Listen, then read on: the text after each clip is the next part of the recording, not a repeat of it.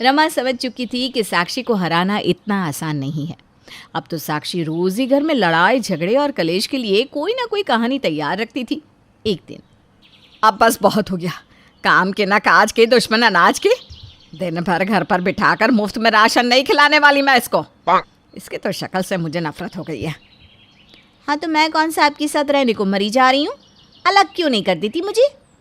तुझे जहाँ जाना है जा, मेरा बेटा मेरे साथ ही रहेगा। मैं कौन सा आपकी बेटी को छीन कर कहीं भाग रही हूँ? मैं तो यहीं ऊपर वाले फ्लोर पर रहूंगी, आपके सामने। खूब देखती रहना अपने बेटे को रोज आते जाते। बड़ी आई ऊपर के फ्लोर पर रहने वाली, तो दहेज में लाई थी क्या ऊपर का फ्लोर? तुझे फ्लोर तो क्या ऊपर का एक कमरा भी ना दूं? मेरा बेटा यहीं मेरे साथ रहेगा। शैम्पू, बहुत हो गया। आप क्या इसी के लिए मुझे ब्याह कर लाए थे? तुम्हारी मम्मी को तो मेरी हर बात से प्रॉब्लम है। हर समय घर से निकालने की धमकी देती है, न साथ में जीने दे रही है, न अलग होने देती है। अगर ऐसा ही चलता रहा ना तो मैं सुसाइड कर लूंगी। देखना फिर सबके सब जेल में सड़ोगे। अरे मम्मी बस भी करो ना, मैं थक गया हूँ आप दोनों की रोज रोज की महाभारत सुन सुनकर। अगर ऐसा ही चलता रहा तो कुछ दिन में मैं ज़रूर पागल हो जाऊँगा। जब आप दोनों से साथ नहीं रहा जा रहा है तो अलग कर दो ना। अच्छा लगता है क्या रोज़ रोज़ मोहल्ले वालों को अपने घर का पुराण सुनाना? अरे 2 दिन पहले आई बीवी के सुर में सुर मिलाते हैं, तुझे शर्म नहीं आ रही है? ठीक है, जाओ हो जाओ अलग। बीवी आ गई, अब माँ के प्यार दुलार की ज़रूरत किसे है? अरे भाग्यवान, मेरा जीवन बीत गया तुम्हारे ये कलेश को देखते देखते। मेरी तो ज़िंदगी खराब हो गई। अब कम से कम बेटा बहू को तो चैन से जीने दो। देखो तो कैसे बहू के सुर में सुर मिला रहे हैं। सारा जीवन बिता दिया इन बाप बेटों की चाकरी में। आज देखो सब एक सुर में मेरे ही खिलाफ खड़े हो गए। क्या फ़ायदा ऐसे पति और बेटे का जो कल की आई लड़की को देखकर रंग बदलने लगे। साक्षी, माफ़ी मांगो माँ से और बात को रफा दफा करो। बहुत हो गया तमाशा। अरे बाबा, तुम्हारी बात की कोई वैल्यू है या नहीं? आदमी हो या बिन पैंदी के लोटे, मिनट में लुढ़क कर उधर, मिनट में इधर। अभी 2 मिनट पहले मेरे पक्ष में थे ना, अब माँ के पक्ष में हो गए। अरे बेटा, इन सास बहू के बीच में बोलना मतलब अपना सर दीवार में मारना। चाहे जिसकी तरफदारी कर लो, सर अपना ही फूटना है। तो चल मेरे साथ, इन्हें नोचने दे एक दूसरे का मुंह। नहीं पापा जी, आज ये कहीं नहीं जाएंगे। आज तो इस घर में फैसला होकर रहेगा। शैम्पू, मेरे साथ ऊपर रहने चलोगे या यहीं माँ का पल्लू पकड़कर बैठे रहोगे? बेचारे शैम्पू की हालत तो बिल्कुल वैसी हो गई थी, धोबी का कुत्ता, न घर का न घाट का। अब वो माँ की तरफदारी करे तो बीवी उसे खाने को तैयार थी, और अगर बीवी की तरफदारी करे तो माँ उसे कपूत घोषित कर देती। शैम्पू अपना सर पकड़े खड़ा था कि तभी शैलेश ने धीरे से शैम्पू से कुछ कहा। शैम्पू बेटा, इस समय तू अपनी बीवी का साथ दे और मैं अपनी बीवी का। बाकी जो होगा देखा जाएगा। पापा की बात सुनकर शैम्पू पत्नी साक्षी के साथ ऊपर वाले फ्लोर पर शिफ्ट हो जाता है। माँ को बुरा तो लगता है, लेकिन माँ आखिर माँ होती है। कुछ ही दिनों में बेटे को माफ़ कर देती है। कुछ दिन बाद स्वीटी की सहेली का फ़ोन आता है। स्वीटी यार, उस दिन मैंने तेरी भाभी के बारे में जो कहा ना, वो सुनकर लगता है तू नाराज़ हो गई। उसके बाद तूने एक बार भी फ़ोन नहीं किया। अरे क्या बताऊँ, मैं नाराज़ नहीं हूँ, बस तूने ना बताने में थोड़ी देर कर दी। तू सही कह रही थी, साक्षी भाभी लड़की नहीं विस्फोटक है, विस्फोटक। जिस दिन से हमारे घर आई है रोज़ धमाके ही हो रहे हैं। पता है, अब तो भैया को लेकर ऊपर के फ्लोर पर अलग रहने लगी है वो। अरे स्वीटी, देखना कहीं ऐसा ना हो कि भैया तुम लोगों को बिल्कुल भूल ही जाए। अब सहेली की बात सुनकर स्वीटी को भाई की और भी चिंता होने लगती है। माँ देखो ना, जिस दिन से भैया ऊपर शिफ्ट हुए हैं एक भी दिन हमारे पास आए तक नहीं है। ठीक कह रही है बेटा तू। ऐसा करते हैं, शैम्पू के मनपसंद गोभी के पराठे बना लेते हैं, फिर देखना खुशबू से ही भागा चला आएगा। रमा शैम्पू को नीचे बुलाने के लिए गोभी के पराठे बनाने लगती है। कुछ देर बाद शैम्पू नीचे आता है। आज तो बड़ी अच्छी खुशबू आ रही है, क्या बनाया है? बेटा गोभी के पराठे बनाए चाय के साथ, तेरे तो फेवरेट है ना। आजा आजा बैठ कर खा ले बेटा। शैम्पू स्वाद लेकर जी भर के माँ के हाथों के पराठे खाने लगता है। ऊपर सीढ़ियों के पास खड़े होकर बहू साक्षी भी सारी बातें सुन रही थी। कुछ देर बाद सिंपू ऊपर जाता है तो देखता है कि साक्षी मुंह फुलाए खड़ी थी। अरे भाई क्या हो गया, ऐसे मुंह क्यों बना रखा है?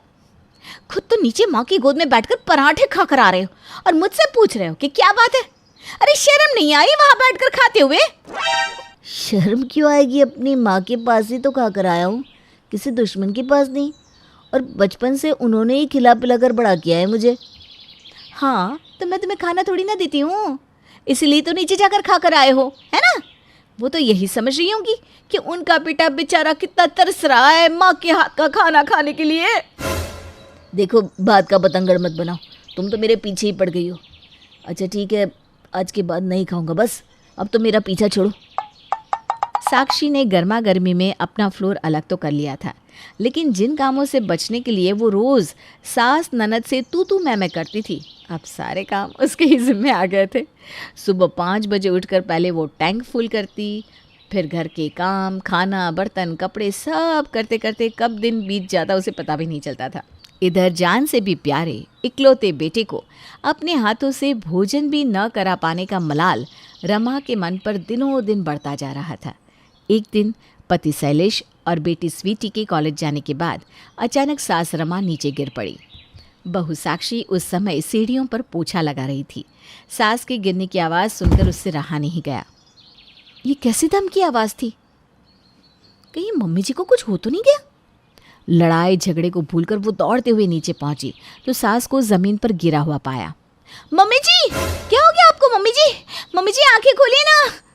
रमा की बंद आंखें देखकर अब साक्षी की आंखों से भी आंसू बहने लगे। हे भगवान, क्या करूं? घर में तो कोई है भी नहीं, पता नहीं मम्मी जी नीचे कैसे गिर पड़ी। शायद मैं नीचे उनके पास होती तो उनकी ऐसी हालत ना होती। बेचारी अकेली दिन भर काम में खटती रहती है। साक्षी जल्दी से ऑटो रुकवाती है और सास को अपने साथ हॉस्पिटल लेकर पहुंच जाती है। अच्छा हुआ अब समय पर इन्हें यहाँ ले आई। इन्होंने काफ़ी घंटों से कुछ खाया नहीं है। ब्लड शुगर डाउन होने से इन्हें चक्कर आया और ज़्यादा वज़न होने के कारण इनके सर में अंदर ब्लीडिंग हो गई है, जिसकी वजह से होश नहीं आ रहा था। लेकिन अब चिंता की कोई बात नहीं है, वो खतरे से बाहर है। कुछ देर बाद रमा को होश आता है। अरे तू क्यों टेस्ट में बा रही है? मुझे जिंदा देख कर सदमा लग गया क्या? मम्मी जी आप भी ना, मुझे तो बहुत खुशी है कि आप ठीक हो गई। आपको कुछ हो जाता तो मैं किससे लड़ाई करती रोज रोज। देख रहा है ना सिंपू बेटा, ये दोनों रोटी खाए बिना तो रह सकती है, एक दूसरे को ताने दिए बिना इनका खाना हजम नहीं होगा। अपनी माँ को ही देख ले, कब्र में टांग लटकी हुई है लेकिन बहू की टांग खींचने से बाज नहीं आ रही। पापा, इन तानों में ही तो इनका प्यार है। देखिए तो साक्षी कैसे आंसू टपका रही है। मम्मी जी, ऊपर के फ्लोर पर मुझे भेजकर आपने तो सारा एंटरटेनमेंट ही ख़त्म कर दिया। मुझे नहीं रहना उस पिंजरे में, ना कोई बोलने वाला ना बात करने वाला। मैं तो वापस नीचे आ रही हूँ। दोनों एक साथ रहेंगे ना तो आपकी शुगर भी सही रहेगी। हाँ भाभी ठीक कह रही है मम्मी, लड़ने के लिए भी तो एनर्जी चाहिए, इसलिए आप खाती पीती रहोगी तो सब अपने आप सही रहेगा।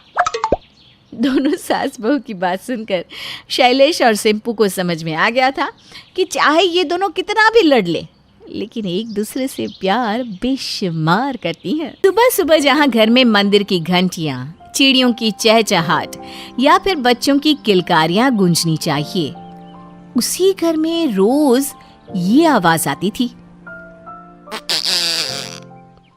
शुरू हो गया कंपटीशन सास बहू का। पापा मैं तो परेशान हो चुका हूँ, क्या करूँ? कितने डॉक्टर को दिखा दिया लेकिन नहीं, न जाने ये लोग क्या शो करना चाहती है पात पात कर। तेरे बीवी का तो चलो पता नहीं, लेकिन मेरी बहू तो बहू से किसी मायने में कम नहीं रहना चाहती बस। सेम पापा सेम, यही हाल मेरी बीवी का भी है। कल कह रही थी सास ने 2 मारी तो मैं 4 मारूंगी। दोनों बेटा पापा बैठकर बात कर ही रहे होते हैं कि सास आ जाती है। देखो बेटा, बहू को समझा ले, यह गलत है। फिर क्या, बहू कैसे शांत रहती, वो भी वहाँ सास की बुराई करने पहुँच जाती है।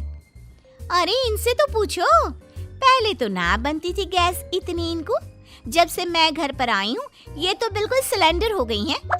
देख बहू, तू क्या समझती है? खुद को ज्यादा हीरोइन बनने की जरूरत तो है नहीं, समझी?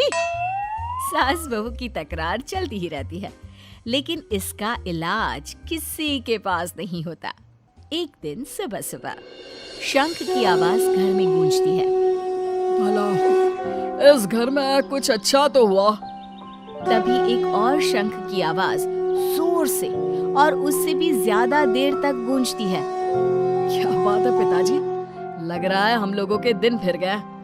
पापा, शंख की आवाज, अरे कितनी प्यारी लग रही है। तभी घर बदबू से भर जाता है।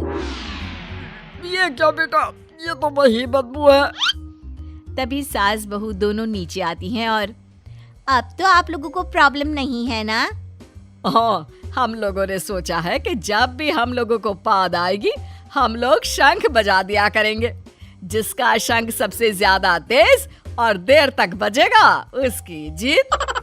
हाँ, अब आप दोनों को हम लोगों से कोई परेशानी नहीं होगी, क्यों सासू माँ? सास बहू की पादने की आदत अब बढ़ती ही जा रही थी।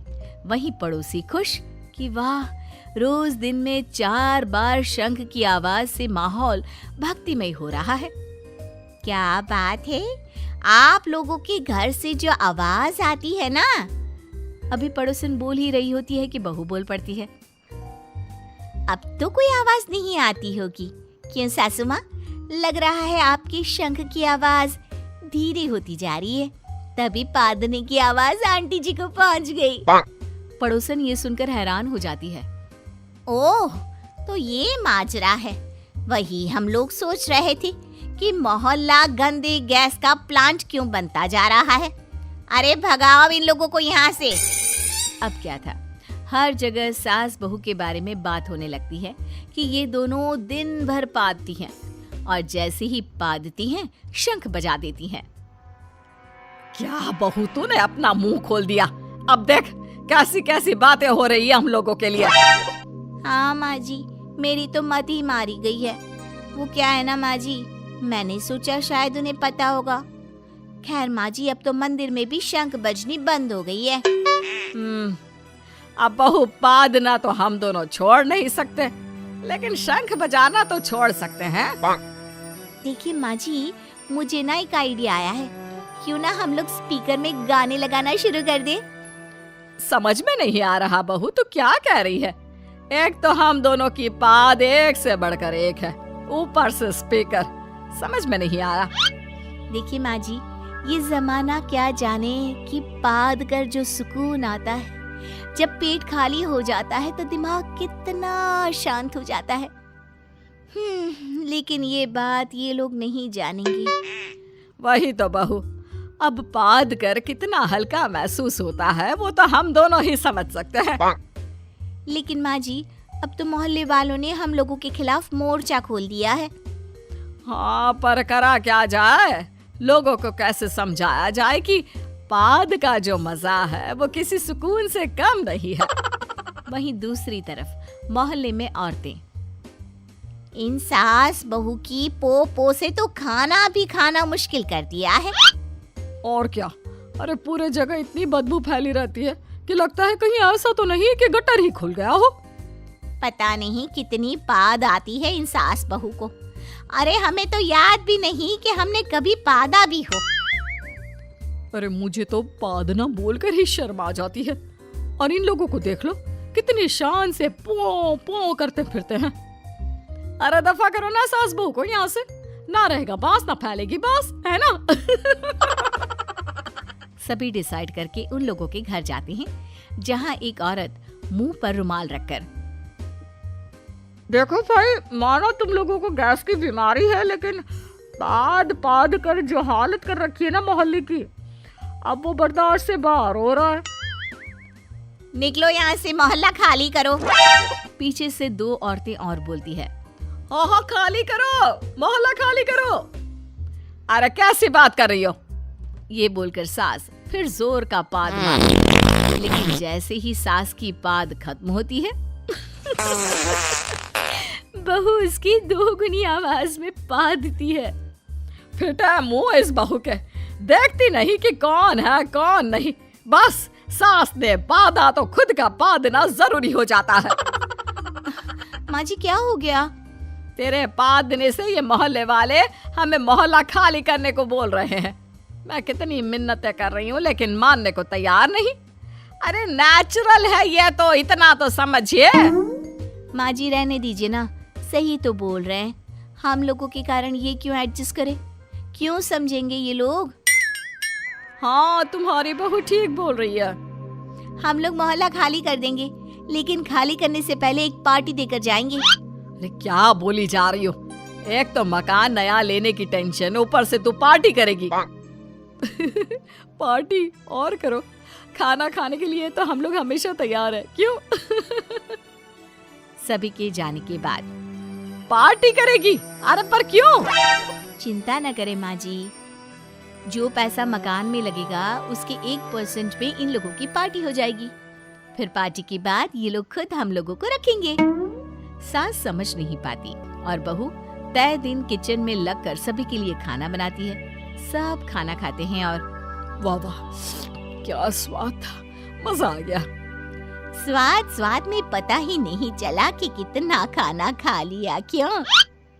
लेकिन ये क्या, खाना खाने के बाद तो किसी की गैस पास ही नहीं होती, किसी को पाद नहीं आती, सबका पेट फूलना शुरू हो जाता है। अगले दिन एक पड़ोसन, हाय रे, अजवाइन से लेकर गरम पानी, काला नमक सब खा लिया, लेकिन पाद आ ही नहीं रही है। हाय रे मेरा पेट, क्या हो गया? पाद आ जाए बस। पर ये क्या, उसके अगले ही दिन मोहल्ले में एक डॉक्टर खुले मैदान में क्लिनिक खोलकर बैठ जाता है और उसके बोर्ड पर लिखा होता है, पाद लाने की गोली यहाँ मिलती है। फिर क्या था, अगले ही पल वहाँ पर भीड़ लग जाती है। सास बहू दोनों वहाँ पहुंचकर मोहल्ले वालों से कहते हैं, किसी को कोई गोली नहीं मिलेगी। हम लोगों को पादने के कारण मोहल्ले से भगा रहे हैं ना, आज खुद पादने की दवा ले रहे। वाह जी वाह। हाँ, और अगर पादने के कारण हमें मोहल्ला छोड़ना पड़ेगा तो सब जाएंगे। नाना बहन मुझे माफ कर दे, ये तो बहुत ही जरूरी है। अरे पादे बिना तो शरीर की ऐसी तैसी हो जाती है। तुम यहीं रहोगी, बस हमें दवाई दे दो। सास बहू मोहल्ले को पादने की दवाई देते हैं। वाह बहू, मान गए। पर ये क्या? हाँ माँ जी, अब तो हर घर से शंखनाद सुनाई दे रहा है। सुनिए, मैं किचन में जा रही हूँ, आप ठीक 8 बजे डाइनिंग टेबल पर आ जाना। लेट हुए तो माँ जी आज फिर से ब्रेकफास्ट नहीं करने देंगी। हाँ, कल भी भूखा रह गया था। अरे मीनाल, मेरी शर्ट कहाँ है? अरे ये तो रखी है। अरे ये बिना प्रेस की शर्ट पहन के माँ के सामने गया तो पूरे घर के कपड़े प्रेस करने की सजा दे देंगी मुझे। थोड़ी देर में सब डाइनिंग टेबल पर आ जाते हैं। देखा मंगला, आज सारे बच्चे एकदम टाइम पर आ गए। टाइम पर आना सबकी जिम्मेदारी है, इसमें तारीफ करने वाली कौन सी बात है? तभी पिंकी की प्लेट से चम्मच टकराकर आवाज होती है, पिंकी, कितनी बार समझाया है कि चम्मच की आवाज नहीं होनी चाहिए। सॉरी दादी, गलती से हो गया। गलती की है तो पनिशमेंट भी मिलेगा। अरे रहने भी तो, बच्ची है। अभी से नहीं सीखेगी तो हमेशा गलती करेगी। पिंकी, जाओ अपने रूम में, आज तुम नाश्ता वहीं करोगी और आगे से ऐसा हुआ ना तो बिना नाश्ते के कमरे में भेज दूंगी। मंगला अपने घर वालों पर कड़क कायदा चलाती थी। दोनों बेटे, बहुएं, पोती पिंकी और यहाँ तक कि मंगला के पति भी उससे डरते थे। अरे बाबूजी, आप बर्तन क्यों धो रहे हैं? रुकिए ना, मैं धो दूंगी। अरे नहीं नहीं बहू, बर्तन तो मुझे ही धोना है। मुझे बर्तन धोने की सजा मिली है ना। क्या मतलब? पानी पीते पीते एक पुराना जोक याद आ गया और मुझे हंसी आ गई, तो मुंह का पानी धुले हुए बर्तनों पर पड़ गया। मंगला ने यह देख लिया और मुझे बर्तन धोने की सजा सुना दी। इसी तरह कभी किसी को जोर से बोलने के लिए मौन व्रत रखने की सजा मिलती, तो किसी को देर तक सोने के लिए पूरी रात जागने की। एक दिन मंगला मंदिर से आने में लेट हो गई। अरे बड़ी बहू, मंगला मंदिर से आई या नहीं? नहीं बाबूजी। कमाल है, मंगला तो कभी 1 मिनट भी लेट नहीं होती। बाबूजी क्या लगता है, क्या माँ जी लेट आने पर खुद को सजा देंगी? देवर जी, ये मजाक की बात नहीं, कहीं माँ जी को कुछ हो ना गया हो। अरे माँ किसी काम में उलझ गई होंगी, वो कभी भी आ जाएगी। और अगर माँ ने तुम सबको ऐसे टाइम पास करते देख लिया ना तो किसी की खैर नहीं। सब अपने अपने काम में लग गए। शाम को मंगला घर लौटी। दादाजी, मम्मी, पापा, चाचू, चाची, दादी आ गई। अरे मंगला कहाँ रह गई थी तुम? हाँ, जरा देर हो गई। लेकिन माँ आप थी कहाँ? हम सबको कितनी चिंता हो रही थी आपकी। वो सब छोड़ो। मीनल, शाम के खाने की तैयारी तो हुई नहीं होगी। सॉरी माँ जी, आपने बताया नहीं था ना कि क्या बनाना है, इसलिए मुझसे गलती हो गई। गलती? माँ जी सॉरी, इसमें मीनल की गलती नहीं है, मेरी है। मैंने ही उससे कहा था कि माँ जी के आने के बाद तैयारी करेंगे। आप मुझे सजा दीजिए। सजा? अरे मैं तो ये कह रही थी कि अच्छा हुआ तैयारी नहीं की। आज बाहर से कुछ चटपटा मंगवाते हैं, सब मिलकर खाएंगे। मोहित, मैं नहाने जा रही हूँ, तू सबसे पूछ ले क्या क्या खाना है और होटल से लेकर आ। मुझे कुछ नहीं मंगवाना, मैं तो सबके खाने में से थोड़ा थोड़ा टेस्ट कर लूंगी। बापूजी, रोहित भैया, क्या आपने सुना माँ ने क्या कहा? यकीन नहीं होता, माँ जी ने 3 साल में कभी भी बाहर से खाना लाने को नहीं कहा। अरे बहू, मैंने तो 40 साल में मंगला के मुंह से ऐसी बातें नहीं सुनी। मंगला का बदला हुआ रूप देखकर सभी हैरान थे। कहीं माँ जी को कोई सदमा तो नहीं लगा ना? अरे लेकिन किस बात का सदमा? माँ तो बिल्कुल अच्छी भली दिख रही है। अरे दिमाग की गड़बड़ चेहरे पर नहीं दिखाई देती। कुछ तो हुआ है माँ जी के साथ। चलो अभी सो जाते हैं, सुबह समझेंगे। कमाल है, आज 8:02 हो गए, सब आ गए मगर मंगला नहीं आई। बाबूजी, मुझे तो लगता है माँ जी पर किसी ने जादू टोना कर दिया है। भूत प्रेत का चक्कर भी हो सकता है। अरे चुप करो तुम दोनों, ऐसा कुछ नहीं होता। जो भी हो भैया, अगर माँ रोज ऐसे ही लेट आए तो कम से कम जल्दी उठने की झंझट तो खत्म हो जाएगी। अरे यह सब छोड़ो, पहले पता लगाओ कि मंगला है कहाँ। दादी यहाँ है। माफ कीजिएगा, मैं पिंकी के साथ पार्क गई थी तो झूला झूलने में इतना मजा आया कि टाइम का पता ही नहीं चला। हाँ, दादी और मैंने बहुत मस्ती की। अरे बेटा, कल संडे है ना, कल मैं तुम्हें अपने बचपन के सारे खेल दिखाऊंगी। चल अब नाश्ता कर लेते हैं। मंगला की बातें सुनकर सबके होश उड़ गए थे। इसी में रोहित के हाथ से पानी का ग्लास गिर गया। सॉरी माँ, गलती से गिर गया। प्लीज़ आज ब्रेकफास्ट ना करने की सज़ा मत देना, मेरी मीटिंग है, मैं लंच भी नहीं कर पाऊँगा। मैं ये सब अभी साफ कर देता हूँ माँ। आप रहने दीजिए, मैं कर देती हूँ। अरे दोनों बैठ जाओ, पहले अच्छे से नाश्ता कर लो, सफाई तो होती रहेगी। मीनल, रोहित को दूसरा ग्लास दे दे बेटा। माँ, आपको क्या हो गया है? आप भैया को पनिशमेंट नहीं देंगी? अरे हाथ से ग्लास गिर गया, उसमें कैसी पनिशमेंट? बल्कि आपसे कोई पनिशमेंट किसी को नहीं होगी। मंगला उठ के चली जाती है।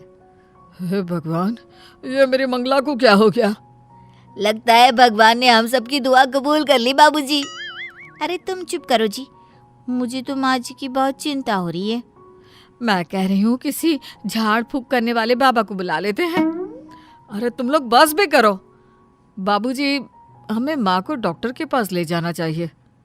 तुम ठीक कहते हो बेटा, लेकिन मंगला को डॉक्टर के पास जाने के लिए मनाएगा कौन? एक तरफ घर वाले मंगला के बदले स्वभाव से घबराए हुए थे, दूसरी तरफ मंगला रोज बदलती ही जा रही थी। सुनीता, मीनल, यहाँ बैठी बैठी क्या कर रही हो तुम दोनों? माँ जी सॉरी, वो काम खत्म हो गया था ना, तो यूं ही बैठे थे। कुछ काम था क्या माँ जी? अरे नहीं नहीं, तुम्हारे बाबूजी आज अपने दोस्तों के साथ सत्संग में गए हैं, रात को देर से लौटेंगे। तो मैं सोच रही थी कि रोहित और मोहित को भी बोल देते हैं कि आज अपने दोस्तों के साथ पार्टी करने चले जाए और हम तीनों पिंकी को लेकर फिल्म देखने चलते हैं। फिर चौपाटी पर चाट खा के वापस आ जाएंगे। क्या कहते हो तुम लोग? गर्ल्स डे आउट, हाँ वो करते हैं क्या? माँ जी, आप फिल्म देखने चलेंगी? और चाट भी खाएंगी? हाँ, तो और क्या कहा मैंने? लेकिन माँ जी, आपको तो ये सब बिल्कुल पसंद नहीं, और सबका बाहर पार्टी करना भी। तुम पुरानी बातों को लेकर ही बैठी रहोगी या मेरे साथ घूमने चलोगी? ठीक है माँ जी, हम तैयार होकर आते हैं। और सुनो, ये रोज की तरह साड़ी पहनकर मत चलना, कुछ जींस टॉप ऐसा कुछ पहनना। हाँ। अब पानी सर से ऊपर जा चुका था। घर वालों ने मंगला से छुपकर सीक्रेट मीटिंग बुलाई। क्या मंगला ने कॉमेडी फिल्म देखी और चाट भी खाई? अरे यही नहीं बाबूजी, मुझे और रोहित भैया को फोन करके कहा दोस्तों के साथ पार्टी करने चले जाओ और जल्दी मत लौटना। मुझे तो लगता है माँ जी को कोई बीमारी हो गई है और इसीलिए वो ऐसे बर्ताव कर रही हैं। हमें हिम्मत करके माँ से बात करनी ही चाहिए। लेकिन बात करेगा कौन? हम सब मिलकर मंगला से बात करेंगे। क्या क्या बात करनी है मुझसे, बताओ। माँ कुछ नहीं, ये बाबूजी को बात करनी है। हाँ माँ, हम चलते हैं। बाबूजी, आपको माँ से जो बात करनी है कर लीजिए। अरे रुको सब, बताओ क्या बात है। मंगला, बात दरअसल ऐसी है कि तुम्हारे बर्ताव में बहुत बदलाव आ गया है। जिस दिन तुम मंदिर से देरी से आई तब से बिल्कुल बदल गई हो। हाँ माँ जी, हमें आपकी बहुत चिंता हो रही है। आजकल आप किसी पर गुस्सा नहीं होती, देर से उठती हैं, पिंकी के साथ खेलती भी हैं और मस्ती भी करती हैं। और आपने तो हिटलर की तरह पनिशमेंट देना भी बंद कर दिया है माँ। ये आप क्या कह रहे हो? माँ जी, इनका मतलब है कि आप अपने पहले वाले स्वभाव से बिल्कुल उल्टा कर रही हैं, इसलिए हम सबको आपकी चिंता हो रही है। कहीं आपको कोई बीमारी तो नहीं ना? बीमारी थी बहू, अब ठीक हो गई है। मतलब? मैं आपको पूरी बात बताती हूँ। आपको मेरी वो सहेली माया याद है? हाँ बिल्कुल याद है, उसी ने तो तुम्हें ये डिसिप्लिन सिखाया था। हाँ, उस मंदिर से निकलने के बाद मैंने वृद्धाश्रम में कपड़े दान करने का सोचा। जब वहां गई तो देखा कि माया वहां रहती है। क्या माया और वृद्धाश्रम में? वो तो बहुत अमीर थी और उसका भरा पूरा परिवार था, फिर क्या हुआ? माया ने मुझे बताया कि उसके स्वभाव और डिसिप्लिन से तंग आकर उसके तीनों बेटे दूसरे शहर चले गए। उसने जायदाद से बेदखल करने की धमकी दी तो बच्चों ने कहा कि पैसे तो हम भी कमा लेंगे, लेकिन हम खुशी से रहना चाहते हैं, डर में नहीं। उसके पोते पोती भी उससे नफरत करने लगे। इसीलिए इतना पैसा होने के बावजूद उसे वृद्धाश्रम में रहना पड़ रहा है, क्योंकि घर में ना तो कोई उससे बात करने को है, ना उसका ख्याल रखने को। उसकी ये हालत देखकर मैं समझ गई कि मैं भी अपने बच्चों को खुद से दूर कर रही हूँ, इस नियम कायदे और डिसिप्लिन के चक्कर में। मैंने उसी दिन सोच लिया कि अब मैं खुद को बदलूंगी ताकि मेरे बच्चे मेरे साथ खुशी खुशी रहें। आप सब मुझे माफ़ कर दीजिए, लेकिन मुझसे नफरत मत करिएगा। आप सबके बिना मैं जी नहीं पाऊंगी। अरे माँ जी, आप तो ये सब हमारे अच्छे के लिए करती थी ना। और माँ, हम आपसे नफरत कैसे कर सकते हैं? हम सब आपसे बहुत प्यार करते हैं। हम सब आपको छोड़ के कभी कहीं नहीं जाएंगे माँ। आपसे ही तो ये परिवार है माँ जी। और मुझे तो तुम जैसी हो वैसी ही बहुत पसंद हो। तुम सब ऐसे सोचते हो तो ये तुम्हारी अच्छाई है। अब मैं भी अच्छी बनूंगी। परिवार चलाने के लिए कड़क कायदे ही ज़रूरी नहीं, परिवार प्यार से भी चलाया जा सकता है, और वो भी खुशी के साथ। तुम सब कुछ बदल लो, बस ये ब्रेकफास्ट का नियम मत बदलना, वरना ये नालायक मोहित सोता ही रह जाएगा और अपनी नौकरी से हाथ धो बैठेगा। इस तरह मंगला ने परिवार को प्यार से चलाने का पाठ पढ़ लिया और डिसिप्लिन की जगह घर में हंसी खुशी का राज चलने लगा।